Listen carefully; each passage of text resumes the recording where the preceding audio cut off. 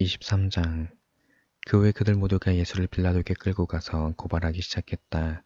그들은 말했다. 우리가 보니 이 사람은 우리의 법과 질서를 허물고 황제께 세금 바치는 것을 방해하고 스스로 메시아 왕이라고 말했습니다. 빌라도가 예수께 물었다. 네가 유대인의 왕이라는 이 말이 사실이냐? 예수께서 대답하셨다.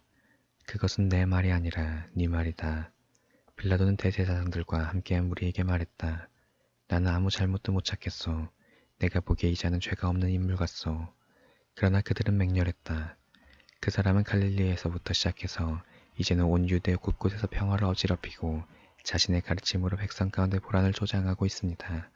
그는 평화를 위협하는 인물입니다. 빌라도가 그 말을 듣고 물었다. 그러니까 이 사람이 갈릴리 사람이란 말이오. 빌라도는 예수가 본래 헤롯의 관할이라는 것을 알고는 헤롯에게 책임을 떠넘겼다. 마침 헤롯은 며칠간 예루살렘에 와 있었다. 헤롯은 예수가 나타나자 기뻐했다. 그는 오래전부터 예수를 보고 싶어 했고 그분에 대한 이야기를 귀가 닳도록 들어왔다. 그는 예수가 무슨 대단한 일을 행하는 것을 보고 싶어 했다. 헤롯은 예수께 질문을 퍼부었으나 예수께서는 대답이 없으셨다. 한마디도 하지 않으셨다. 그러나 대제사장과 종교학자들은 곁에 서서 저마다 한마디씩 신랄하고 격한 소리로 그분을 고발했다. 헤롯은 크게 기분이 상해 예수를 자극했다. 헤롯의 병사들도 합세해서 조롱하고 비아냥거렸다. 그러고는 공들여 만든 왕의 복장을 그분께 입혀서 빌라도에게 돌려보냈다.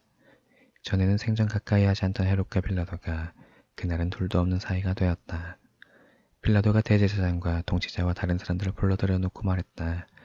여러분은 이 사람이 평화를 어지럽힌다고 해서 나에게 데려왔소. 내가 여러분 모두가 보는 앞에서 그를 신문해 보았으나 여러분의 고발을 뒷받침하는 것을 하나도 찾지 못했소.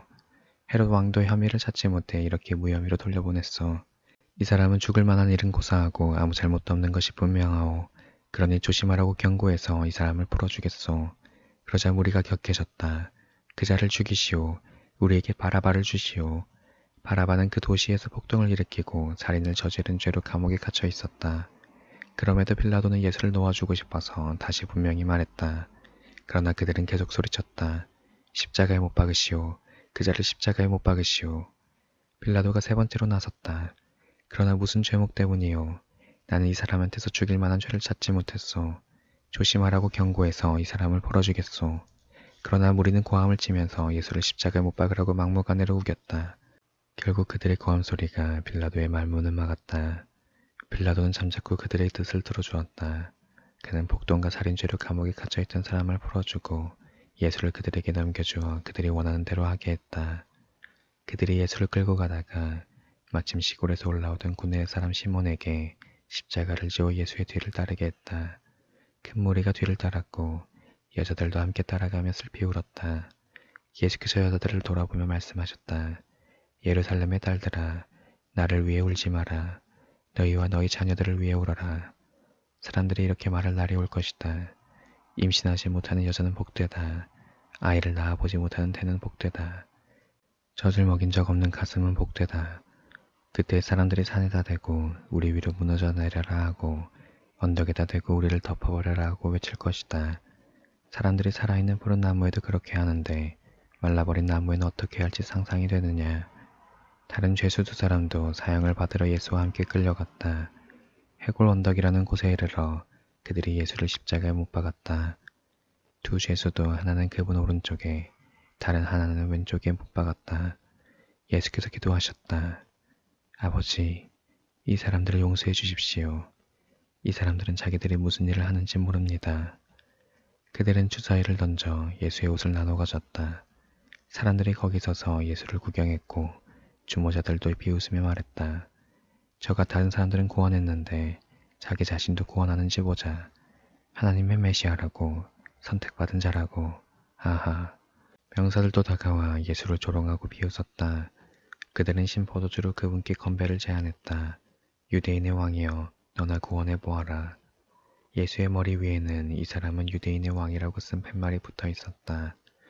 함께 달린 죄수 가운데 한 사람도 그분을 저주했다. 너는 대단한 메시아가 아니냐. 너를 구원해 보아라. 우리를 구원해 보라고. 그러나 다른 죄수가 그의 말을 막았다. 너는 하나님이 두렵지도 않느냐. 이분은 너와 똑같은 일을 당하고 있다. 우리야 처벌받는 것이 마땅하지만 이분은 그렇지 않다. 이분은 이런 처벌을 받을 만한 일을 하신 적이 없다. 그러고 나서 그가 말했다. 예수님, 당신의 나라에 들어가실 때 저를 기억해 주십시오. 예수께서 말씀하셨다. 걱정하지 마라. 내가 그렇게 하겠다. 오늘 내가 나와 함께 낙원에 있을 것이다. 어느덧 정오가 되었다. 온 땅이 어두워졌고 그 어둠은 이후 3시간 동안 계속되었다. 칠흑 같은 어둠이었다. 성전의 휘장 한가운데가 찢어졌다. 예수께서 큰 소리로 부르짖으셨다. 아버지, 내 생명을 아버지 손에 맡깁니다. 그 말을 하시고 예수께서 숨을 거두셨다. 그 자리에 있던 지휘관이 일어난 일을 보고 하나님께 영광을 돌렸다. 이 사람은 죄 없는 사람이었다. 선하고 죄 없는 사람이었다. 그 광경을 구경하려고 모인 사람들도 실제로 일어난 일을 보고는 모두 비탄에 잠긴 채 집으로 돌아갔다. 예수를 잘 아는 사람들과 갈릴리에서부터 그분을 따라온 여자들은 숙연한 마음으로 멀찍이 서서 지켜보았다.